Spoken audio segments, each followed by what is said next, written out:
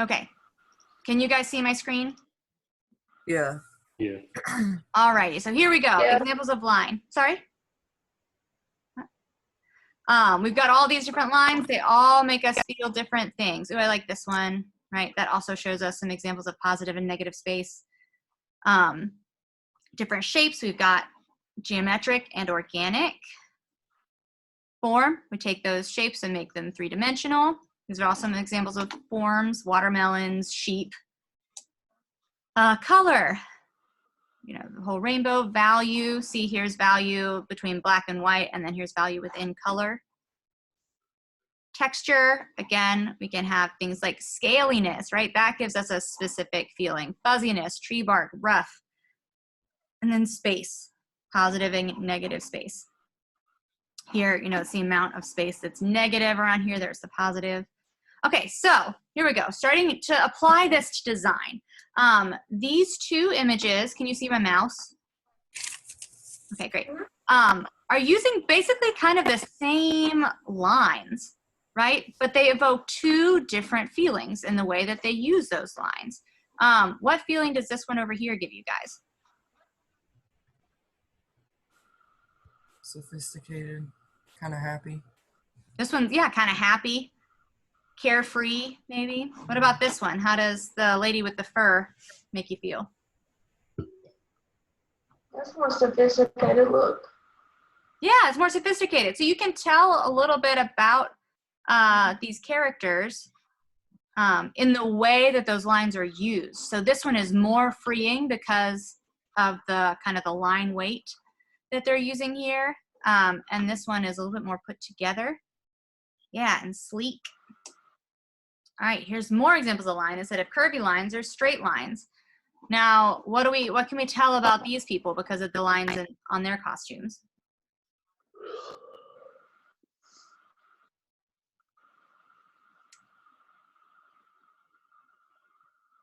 What do straight lines tell you?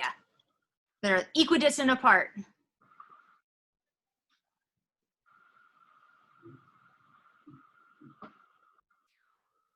Can y'all tell anything about them? They mean business? Yeah, they're business, right? They're put together. Yeah, she definitely looks more like a business, straightforward type of outfits. And then what about these lines? How are they different than the lines on the left? Slanted, kind of. Yeah. Yeah, they're kind of more chaotic, more organic looking. The shapes are definitely more tailored to they're suited to a different occasion, right? And a different purpose. Each of these outfits have a different purpose. Again, with costume design, we want the costumes to reflect the purpose of the character, right? And tell us a little bit about the character. All right, now here, these are sketches by the designer Bob Mackie. He uses broken lines a lot. So we've got these dripping jewels. We've got curvy lines, but that are shown with like multiple little shapes. And then we've got lots of like broken lines here. What do you feel like is the difference between these two characters?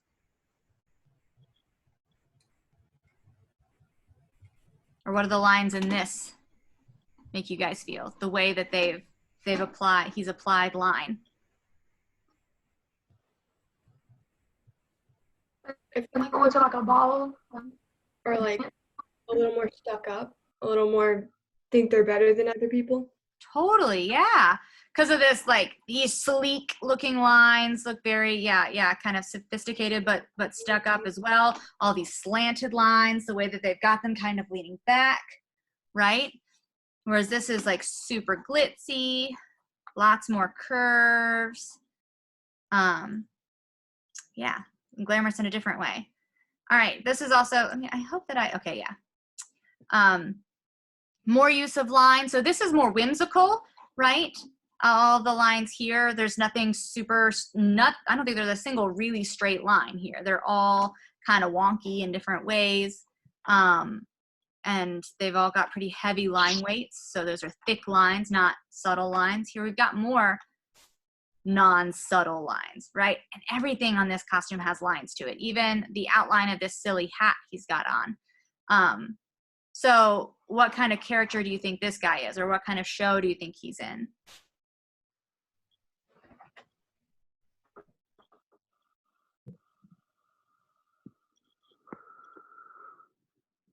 Because there are so many lines in his costume. He reminds me of like a jester. Yeah, he's probably pretty silly, right? So this show is in a pantomime, which is what they do in Britain. It's a tradition that they do of telling fairy tales. So that is, yeah, it's kind of, he's a silly character in a fairy tale, kind of probably jester-like, because they've chosen to put lots of different lines together in one costume with lots of different colors. So that's also, we're combining elements in all of these as well, right? Okay, so here's some set and lighting design using lines. What kind of lines are here?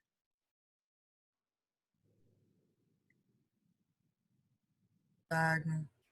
Yeah, lots of diagonals. There's really nothing that's straight up and down. Intersecting. Yeah, intersecting. Yeah, they all crisscross one another at different points. So how does it make you feel? Off balance. Yeah, kind of off kilter and off balance. Because again, also they're all intersecting, but none of them are at a right angle, right? And none of them are really like parallel to each other. So it kind of, yeah, makes you feel off balance. What about here? What kind of lines do we see? Wiggly lines. Wiggly lines? Yeah. They're kind of chaotic and all over the place. So this set gives us a different feeling than this set. You know, and this is a combination of the lighting designer and the set designer working together to create these lines, right? To create these feelings. Ooh, I love these images. That these sets are both gorgeous. So both of these use windows and curving lines. But what feeling does this one here on the left give you? Feels more empty. And then what does that emptiness make you feel? Kind of sad. Yeah, it's a little bit lonesome. And then Sad. how about this one? What do these lines make you feel? Happy. Why is that? Because I wish my house looked like that. It's a grand, sweeping, gesture that carries up throughout the whole thing. The Whereas the placement of the character reminds me, like, it just brings the focus straight to the female. Oh, on this one? Yeah, it kind of does. Like, shoop. That's a great observation. That we can use these things to bring focus to whatever we want to bring focus to. And whereas this one just kind of ends, it ends in a point, whereas this one just has this motion that continues. All right, shape. So shape, remember, is two-dimensional. So we can do costume renderings. They don't have to be, like these lovely watercolor paintings. They can be cutouts, have two-dimensional shapes. How do these make you feel?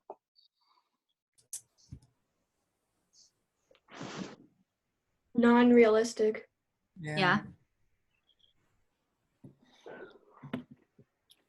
Are they geometric or organic?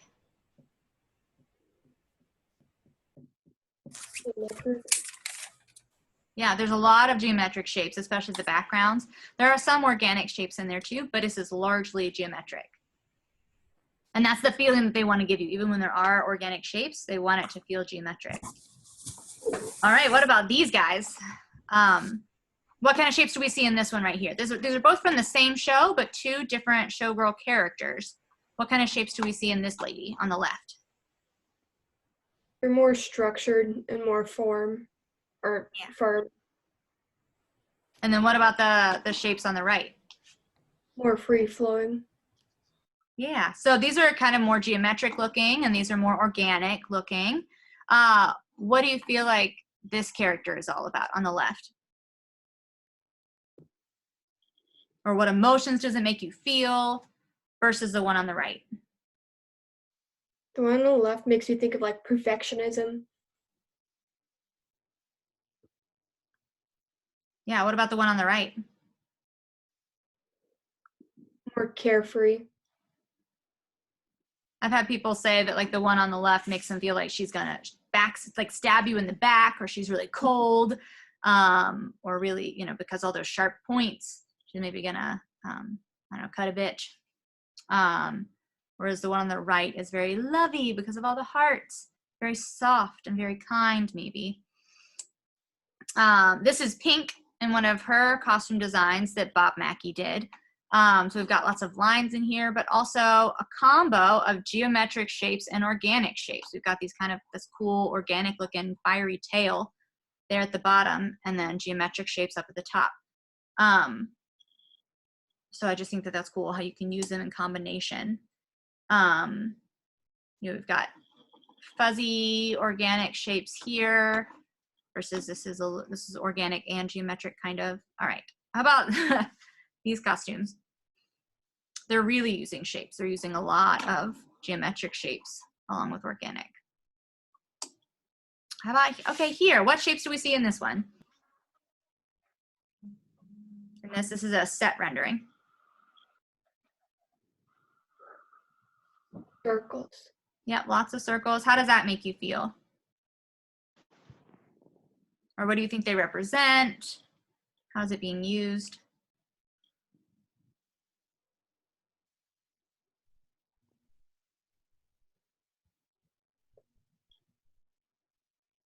We talked about how sometimes designers and the director will choose a central theme or metaphor that represents something within a show. So this is an example of how they use that same metaphor over and over and over again. So I don't know if circles represent God or they represent unity or family, but whatever it is that they chose, they've repeated it so that there's a consistency and a continuity to the whole set, because they're everywhere, right? They're up here, they're little ones on the doorway. They're just all over the place. Even the staircase is a semicircle. All right. How does this one, let's see, this one make you feel? There's lots of squares and rectangles. Isolation. Yeah. Confinement. Mm-hmm. I don't know, it looks cozy to me. It looks cozy. See, that's interesting how it looks different to different people. And this is a combo of the color scheme that they used and the shapes that they used and the textures that they have. So they've got this soft texture of the curtains and the hard, smooth texture of the glass. But because the way they've lit the curtains, it doesn't look like a soft texture. It just looks like a whole bunch of lines, which can add to that oppressive feel, right? All these lines coming down on you. What? I like Sam's observation because, like, to me, like, my small room has become cozy and it's become what I've known, but, like, that room just looks bigger to me.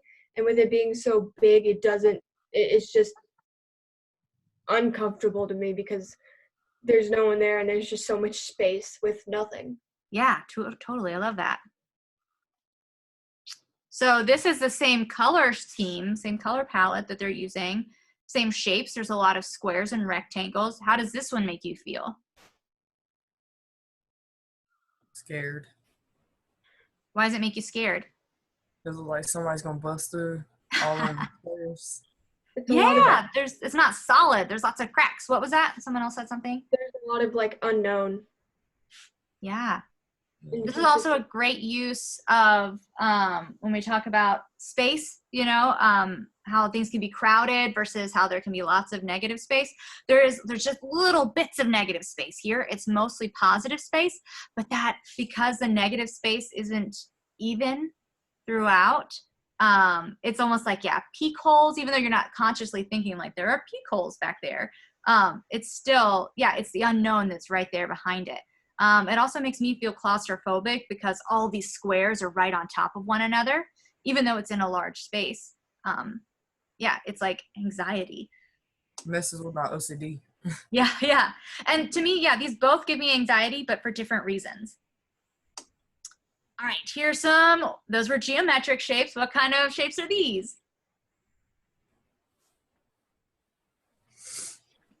Organic. Yeah, organic. So we're still in shape, so these are still 2D, but these are organic 2D structures. So it's neat how you could have a form, which is 3D, right, of trees, but instead the set designer decided to have 2D things here. So here, like this would be a form, but these are shapes because they're 2-dimensional.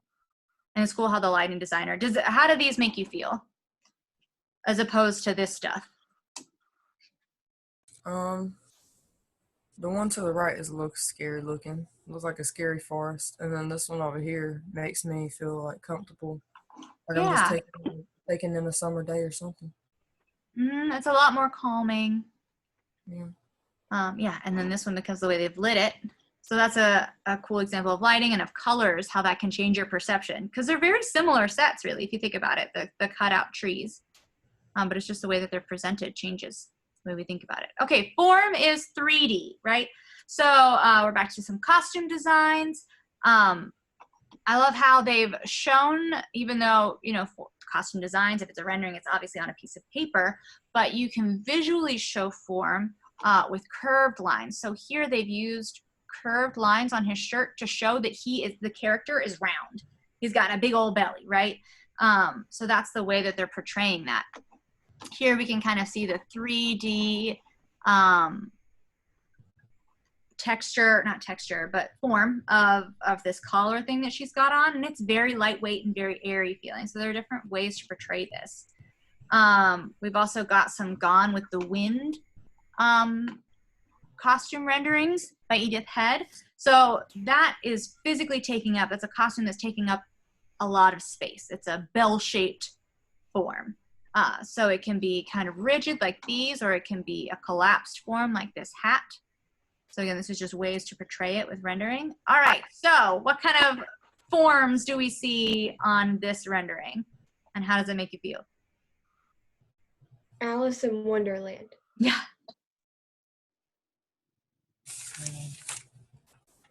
So what forms do we see? What 3D shapes?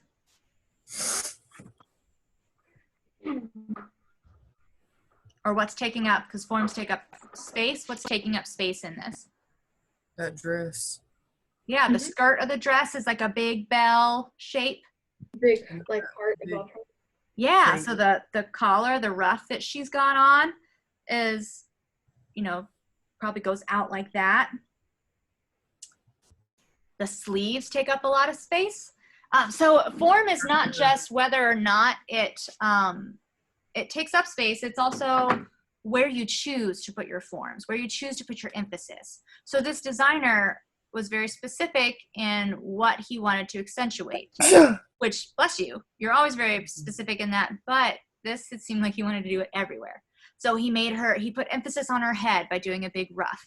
He put emphasis on her upper body by doing the big sleeves, because he had to balance out her lower body, because her lower body had that huge skirt.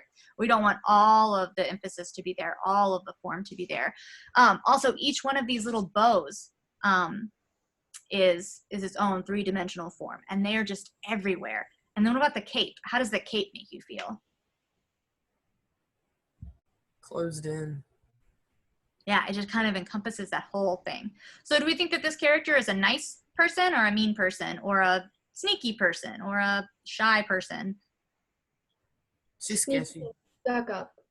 Stuck up. What else did we say? Sketchy. Sketchy? Yeah. Why? So why do you think all those things? Because the way she's holding herself. Yeah, she's kind of puffed up. She's taking up a lot of space, right? She's standing. Like, closed herself in, like, you can't touch me, I'm better than you. Totally, yeah. She is very, like, unapproachable. Not only is there this big aura presence around her because of her cape and how big, you can't get closer because her sleeves are too big and her skirt is too big. She's definitely following the social distancing rules. Even her head is encompassed in this thing that's a little bit spiky, but elegant at the same time. So she is unapproachable and untouchable. And in fact, so this is, I don't know if you can see it, is Whoopi Goldberg, a costume for Whoopi Goldberg at the Academy Awards, dressed as Queen Elizabeth I. All right.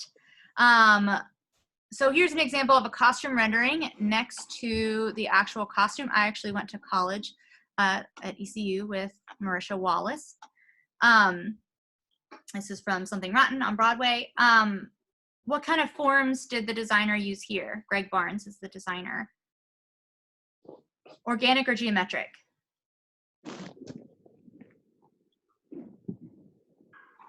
What about this skirt right here?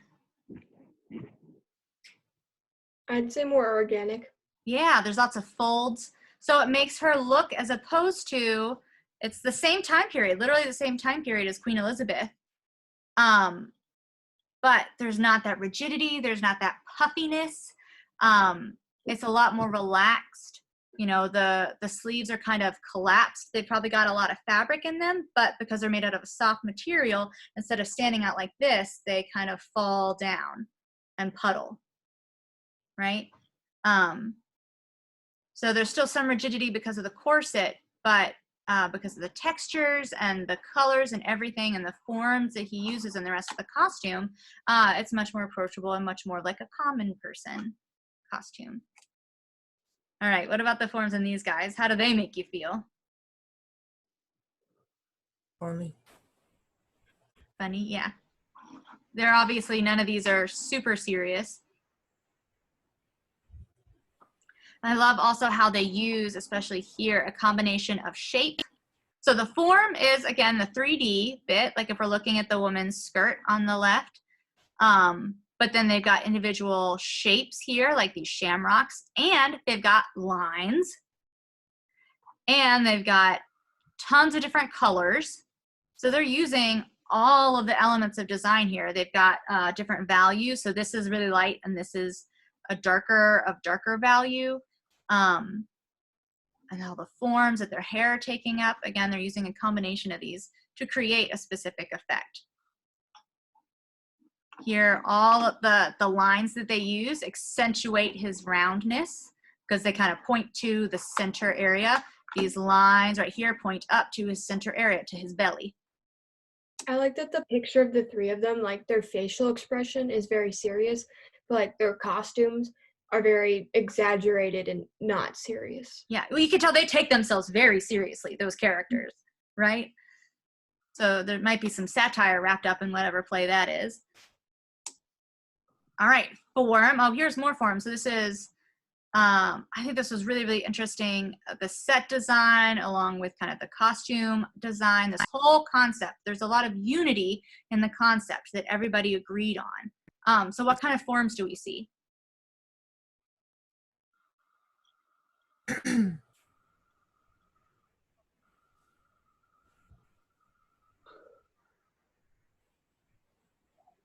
I see big tubes.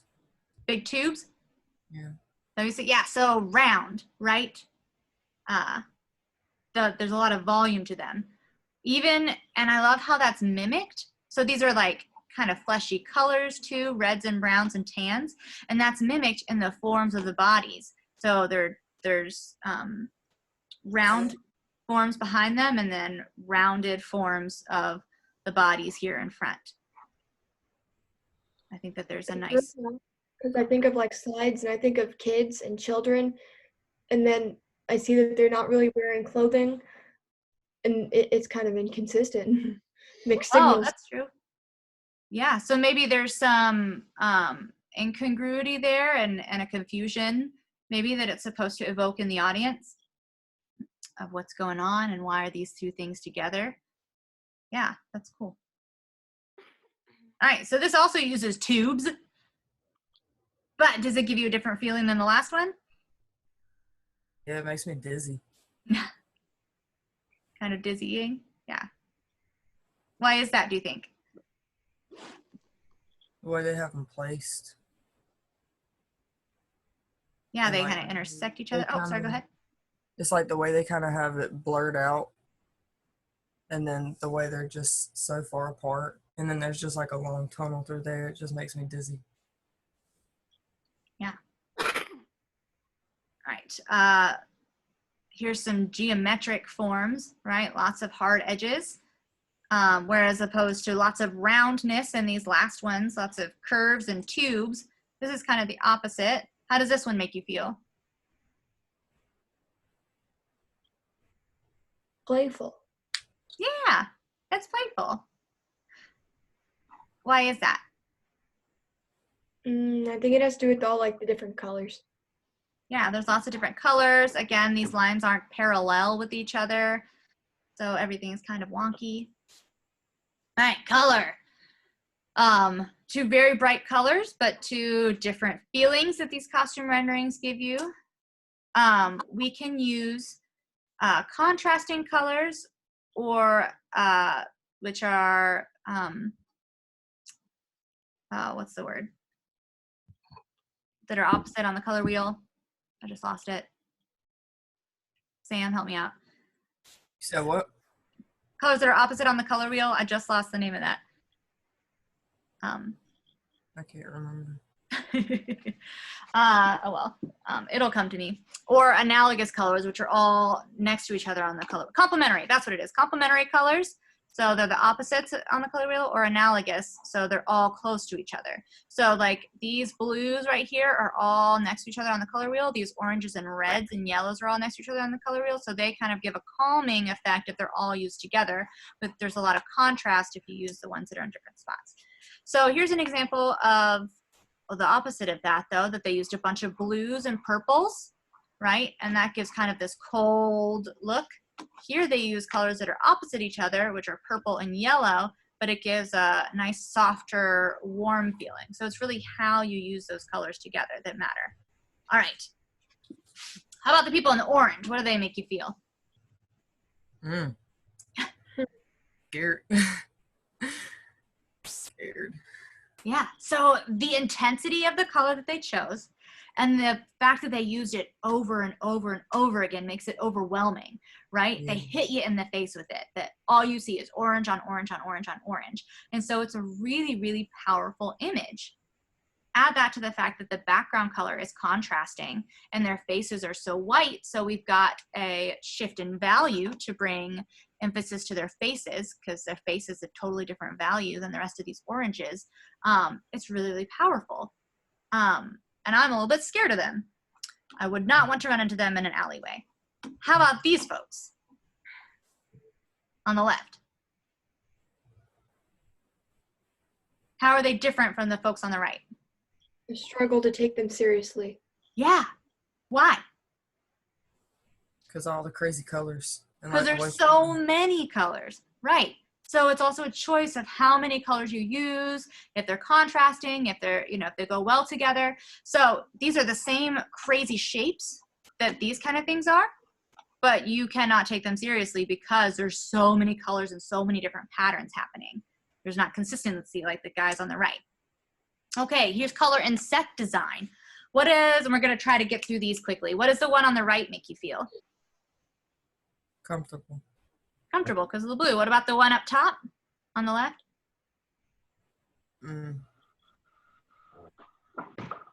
Crowded. Yeah. Makes me feel almost like green, makes me feel like poison. I don't know, personally. What about the one down on the bottom on the left?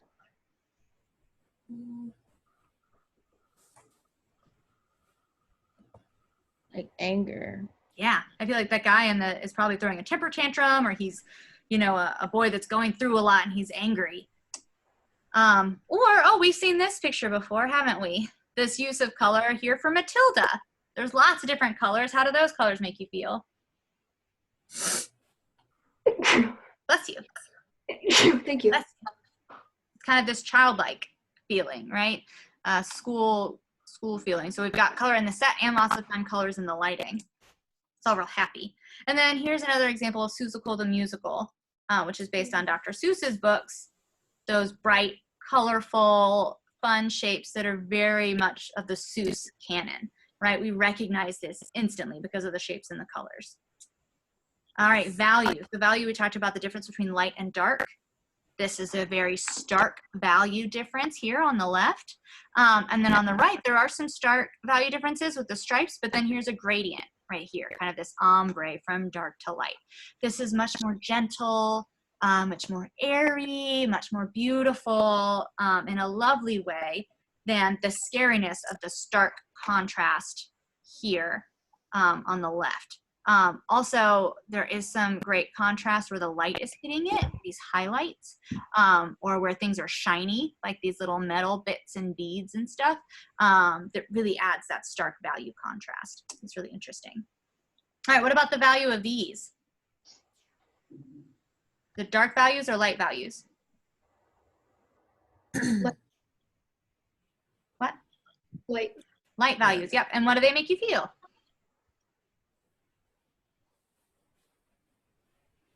Elegant. Elegant, yeah.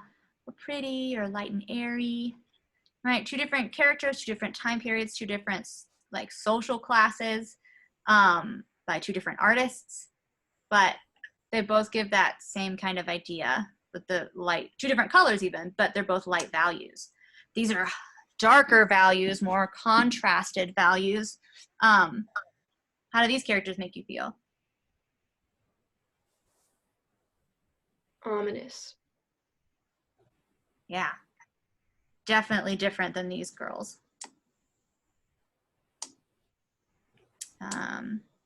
All right, what do we see here in regards to value in this set rendering?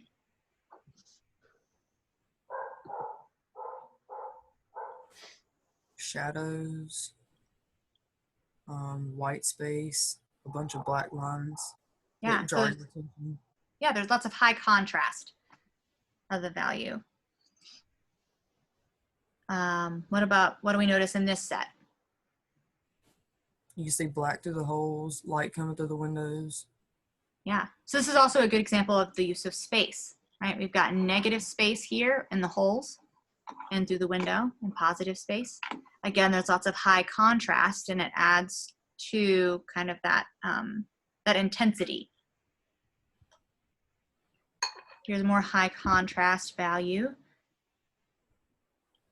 Oh, I love this one. This is purely, I mean, there's a little bit of color in here, but it's mostly black and white. How does this one make you feel? Very chaotic.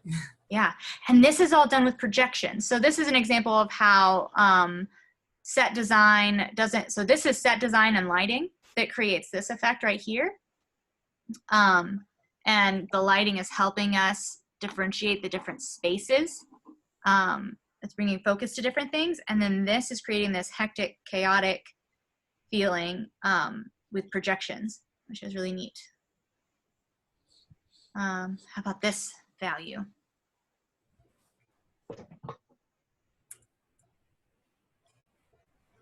How are they using it? And how does it make you feel? The white and black lines in the back, it kind of like overrides the whole picture. Yeah, you take over the whole thing. And they kind of create a separation. It's almost like a fence between these people back here and the people in the front. That like, but you know, you could totally walk through it, but it still like is creating what seems like a barrier between the two, just with lights and some smoke. It's pretty cool. Oh, here's that same set that I was talking about with projections. So it is, let's see if it's a set piece with 5 doors. Oh, here you can kind of see it on the top right. It's 3-dimensional, but they do different projections on top of it with different colors, and it adds to the scene so much. They can use the same set over and over again, but portray different emotions each time because of the colors and the lines that they project onto it. So you get a totally different feeling from the top left hand projections as you do from the bottom right hand projections, right? They're all really intense. There's all a lot of emotion, but it's different emotions that they're showing. And this is for an opera, so that's high emotion anyway. All right, texture. So we talked about actual physical texture and implied texture. So here we've got a print on her skirt, but then we've also got, so that's an implied texture or a visual texture. And then here we've got like ruffles and rough edges, and that's physical texture. So that all adds to an overall feeling of beaten, worn down, grimy character. All right, and then here we've got some physical texture on this rendering.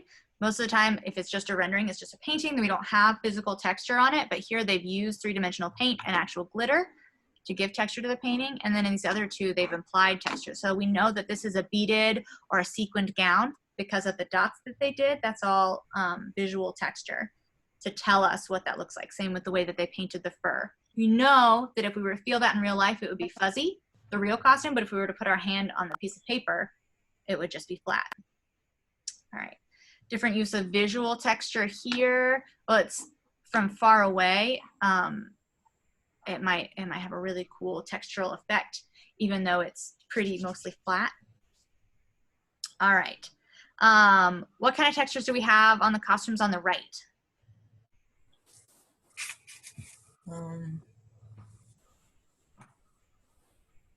You to run your hand across. The heads are like woven. Yeah, they're woven. They're probably bumpy, like a basket. So what does that make you feel with these bee characters? They're more homemade than organic. Yeah, they look more homemade. So they're a little bit, they're fun, kind of approachable, maybe kid-friendly, as opposed to if you were to have a bee costume that's like sleek and made of metal or plastic. How would that make you feel? I'd still be scared. Yeah, that'd be kind of scary. Whereas these, because they have that homemade textural feeling to them, they're more approachable. They're less scary. What about here on the left? We have all kinds of textures because there's all these different kinds of fabrics layered on top of each other. And how does that make us feel? It just looks heavy. Yeah, yeah. She's not lightweight and free as a bird. Yeah, more like, it kind of gives you emotional feelings too. Yeah, like what? Like, they've got the weight of the world on them. They're lonely. Yeah. I bet they are lonely. That's cool because of that hood, like kind of closes them off from the rest of the world. It isolates them, right? Shelby, were you going to add something to that? No, I was just agreeing. Yeah. So in this costume on the left is for the witch in Into the Woods. So she is kind of an evil person. All right, here's some paint elevation. So this is what a scenic designer would give to the paint shop, is something like this to show the texture that they're painting. So again, this is visual texture. It wouldn't actually be rusty. It's all created with paint. This is visual texture. It wouldn't actually look like that, or it would look like that, but it wouldn't really be rough wood. It's just painted to look that way. And then, so here is some of that, like it is a little bit rough, but then they've also painted it to look extra rough and extra aged. And then here we've got this nice, on the left, we've got this nice use of texture in the leaves and flowers on the wall, which is contrasting with the sleekness of the wrought iron and of the windows, which to me makes me feel kind of trapped. I feel like this girl is the leaves and the flowers and the pretty colors and the soft organic textures, but she's being forced in this box by this lady. I don't even know what story this is, but she's being forced into this world of wrought iron and glass by someone that wants to control her, or a society that wants to control her, right? So with those visual elements, we're telling, yes, the actors are telling us their story, but also everything around them is enhancing that story. All right, what kind of textures do we see up at the top? Smooth textures. Yep, and then what about down on the left? Rough, edgy, pointy. Yeah, natural, organic, rough textures. So what do we think the setting is up top? They look like they may be in some kind of meeting or some kind of dinner. Mm-hmm. Do we think it's futuristic? Do we think it's past? Do we think it's present? It looks futuristic. And then what about down on the bottom? Where are we and when are we in time? Some kind of village a long time ago. Like Beauty and the Beast time. Belle walking through the village. Yeah. Yeah, so again, it's the designer's jobs to tell us where, not only help aid the storytelling, but we're also telling where and when we are. So it's going to tell us about the people's emotions and the people's surroundings. All right, space. So here's some costume rendering versions of how to use positive and negative space. So here we've got positive space and we've got negative space. So they're only using 2 colors so that we can tell what's positive and what's negative. I just thought it was a really neat rendering. Here also we're using positive space and negative space. There are no lines on this dress and no lines drawn on this guy right here. It's simply using space, not using line at all, just using shapes and space to give us, to show us the form that the dress takes. All right, also here we've got positive and negative space, right? There are very few lines. You can tell where the cutouts are of the dress, where the negative space. Here we've got use of positive and negative space to help tell the story.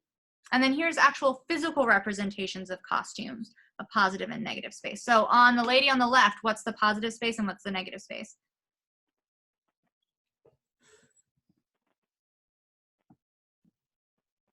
The positive space, I think, would be the openness at the bottom, and the rest of it would be the negative. I would consider that the opposite, that this is the actual physical positive space, and that the open stuff is the negative space because there's nothing there. So with him, this is the positive space on his outfit on the right, and then the negative space is where the head should be. So on the right-hand picture, how does that make you feel? If something is missing where it should be. There's negative space where there should be positive space. I feel frustrated because I don't know the story of him and I don't know where his head went. And then how does this lady on the left make you feel?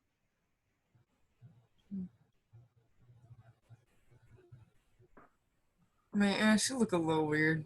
So these are both images from Cirque du Soleil. So it is kind of kooky and it's tells funny stories, circus. Here's another one from Cirque du Soleil. We've got positive space, so the circles right here, the actual, like whatever, it's made out of pipes or something, and then the negative space, you can see right through her skirt. See all the negative space behind her. How does this make you feel with all the circles?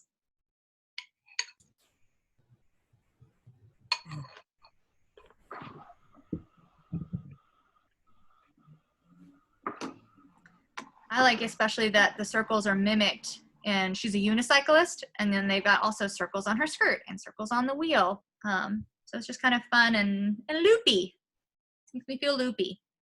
All right, here we've also, how are we using positive and negative space in this slide?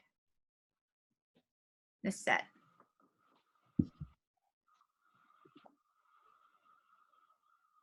What is the setting? Where is this character? On a dock or something. Near a river or something. Yeah, he's like on his little barge on a river. So we can see that river going off into the distance. And then, so instead of using a backdrop of a river, they use this shape. What do you think this shape represents? Why is the backdrop cut into a circle? The sun. Yeah, it represents the sun, like the rising sun or the setting sun. And then what is that sun made out of?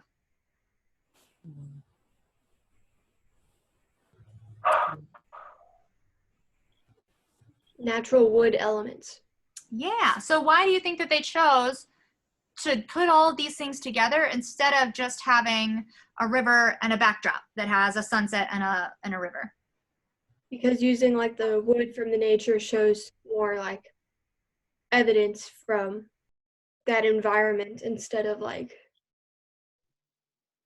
I don't know where I was going with that. No, yeah, that's totally right though. It's this like, so this is from the musical Big River, which is the story of Tom Sawyer, I think.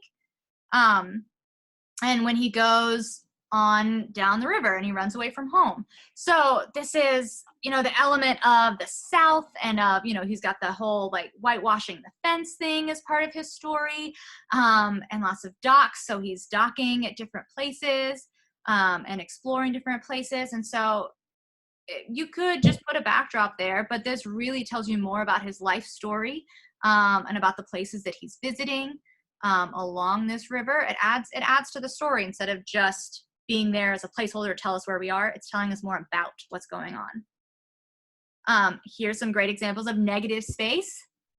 How do these make you feel? Either one of them.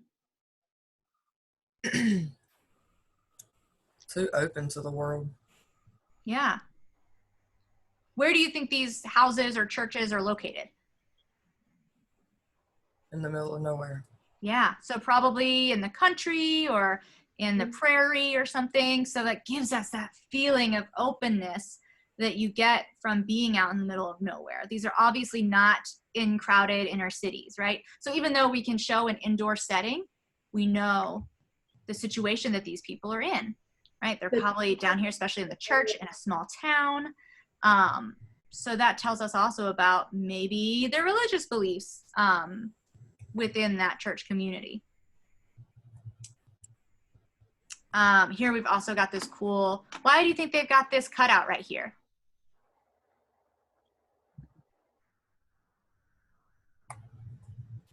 What does this tell us?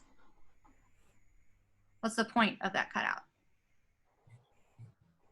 It shows more of the skyline of like the buildings in the city. Yeah, it tells us that that city continues beyond just this street, right?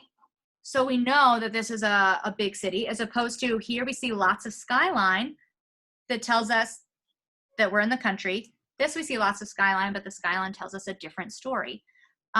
This way, because we use the negative space here, we still have access to see the sky, and the set doesn't feel so crowded. It's not too distracting and overpowering. So we can still see like what time of day it is. We can still see that pretty sky, but without having just a ton of scenic elements crowding in the set. All righty. So let's see. How do we go back to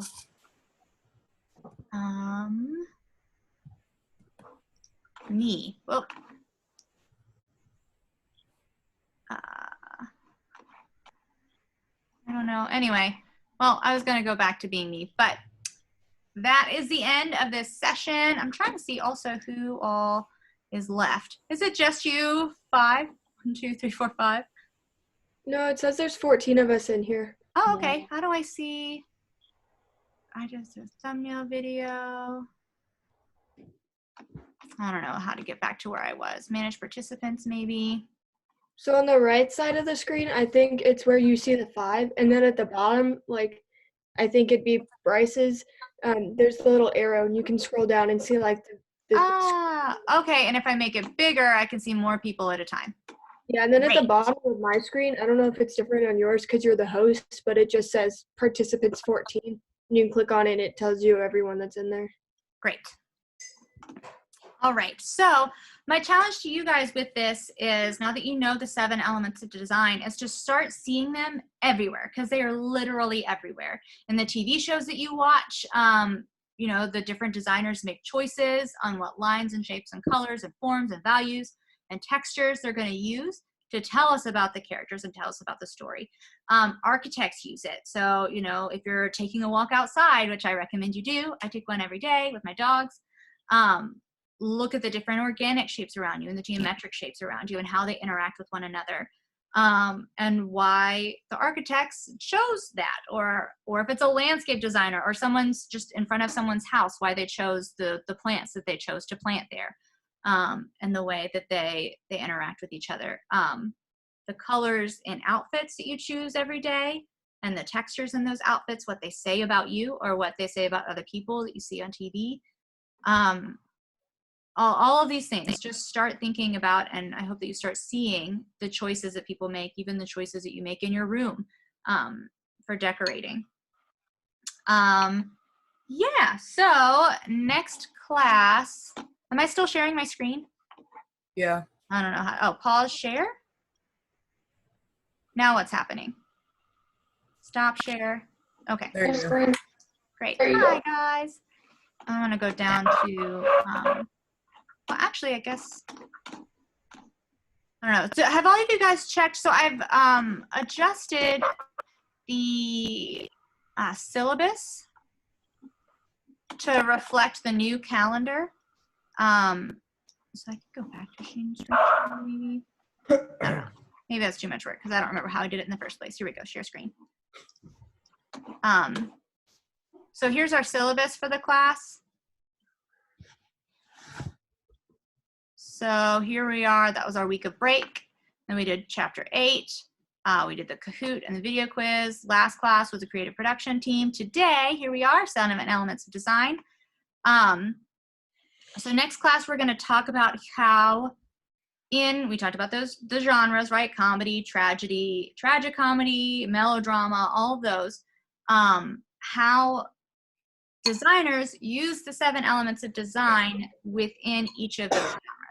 So that will be just a pre-recorded video that you guys can watch. It'll be posted on YouTube. And then we'll start on Wednesday. We're gonna do a couple classes about scenery, a couple classes about costumes, a couple classes about electrics, which is lighting and sound. And I'm gonna have a friend of mine that works on Broadway come and do a video chat with us during costumes, probably on Monday right here. So that'll be another Zoom meeting if you're able to join us. And then also for electrics, I'm gonna have another friend that works on Broadway in lighting design talk to us about electrics and about lighting design on Broadway. So you don't have to just look at my face. Will you be posting videos about these different projects that are due? Yes, yeah. Or I'll post descriptions. So I haven't even decided because I think I'm gonna change what I had originally intended for these things. Yeah, just because, I don't know. But at the beginning of each of we'll talk about it, or I'll post about it at the beginning of each of the units. So on the first day of scenery, we'll talk about the scenery project, and then it'll be due when we start costumes. And the first day of costumes, we'll talk about the costume mini project, and it'll be due at the beginning of electrics. Make sense? Yeah, and do you think those will most likely be like a video project or a video due of it, or like a picture due, or how do you think we'll turn these types of things? Picture. A picture, okay. So I know, so last semester, I had my appreciation class for the costume mini project design what they would look like if they were a superhero. And so that involves like, what colors would you wear? You have to think about all the elements, right? Like what colors would you wear? What kind of lines? What is your superpower? So how does that translate in the type of lines that are in your costume and the type of textures? If you can fly, you would want a slick costume. If you are super punchy, then you might have a textured costume. What if you want to won't touch you? What? What if you want to be invisible?